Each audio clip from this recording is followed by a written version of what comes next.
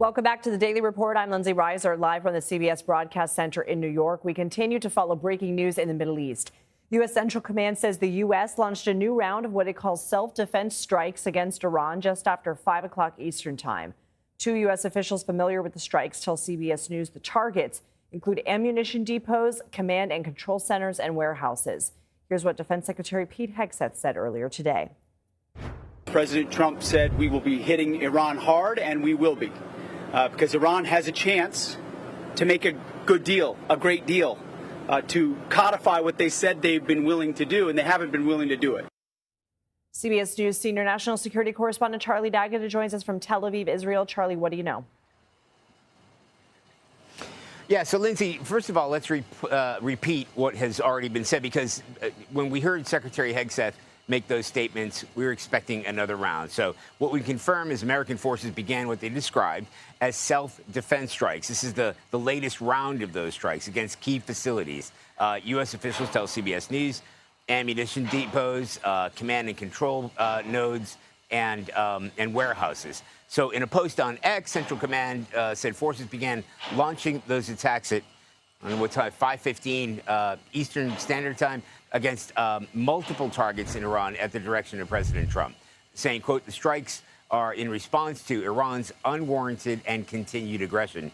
So we got to take it back a little bit. Iran had already gone on the attack today, launching strikes toward U.S. military facilities in places like Kuwait, Bahrain, even Jordan, neighboring Jordan. And we're learning more about the drone rescue for the Apache helicopter pilots.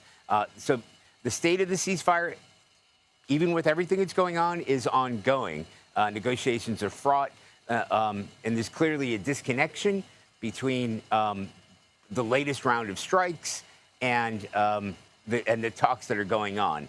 You know, you're talking about a downed Apache helicopter, multiple U.S. airstrikes, the kind of ballistic missile barrage that we haven't seen since the supposed ceasefire was announced. By the way, that's construction going on at 1:30 in the morning here. It also speaks to the complexity of what we're seeing here. So neither side has said that the talks are over.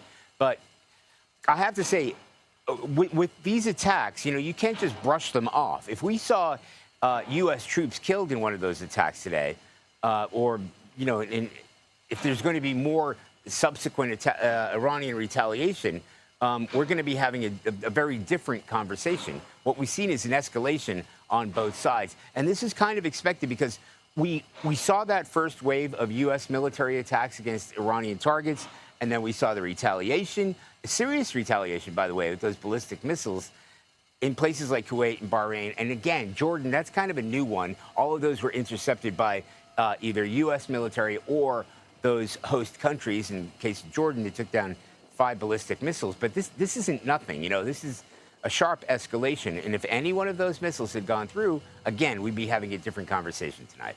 Charlie, is it your understanding that, again, these are self-defense strikes because of what we saw with Iran today in attacking U.S. facilities in Kuwait, Bahrain, and Jordan? Or is it more about forcing Iran to the negotiating table, or, I guess, forcing their hand, calling their bluff in terms of creating this longer-term deal?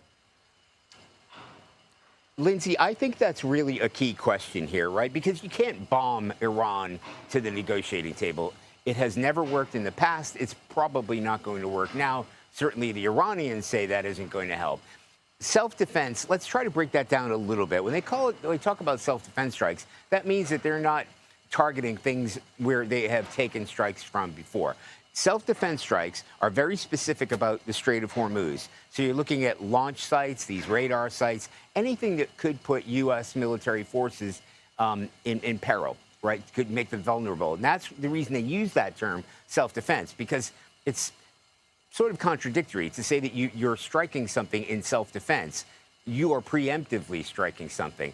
And we really need to underline here that while these negotiations are taking place, the U.S. military, in fact, the Israeli military for that matter, and the Iranian military are doing what's sometimes called as shaping exercises. So while talks are going on here, the U.S. military and Iran are sort of making sure that if this returns to a full-scale war, both sides are reluctant to use those kind of words are making sure that whatever they can do is to defend against their forces. In this case, defend against defend against Iran attacking U.S. forces, specifically in the Strait of Hormuz. That's what we're looking at when we talk about self-defense attacks. Okay, Charlie D'Agata, you and your crew get what rest you can. We appreciate it. Thank you so much. Joining us now on the phone is CBS News Middle East contributor Courtney Kealy. Courtney, what are you hearing from your sources? I'm hearing that the Iranian president said this isn't a sign of power, but a sign of incompetence by the U.S. And Al Mayadeen, a pro-Iranian news agency, is quoting an Iranian security source saying, Tehran is ready for a new version of war, and any mistake by Americans in terms of miscalculation shall be met by surprise. They're also saying the oil prices worldwide will speak more loudly than the U.S. strikes. They're reporting multiple strikes in southern Iran and southwestern Iran, according to an Iranian state news agency. So what they're really saying right now is that no force can be met, that diplomacy is being thrown away, and that the U.S. is saying war is our choice. Okay, Courtney Kealy, thank you.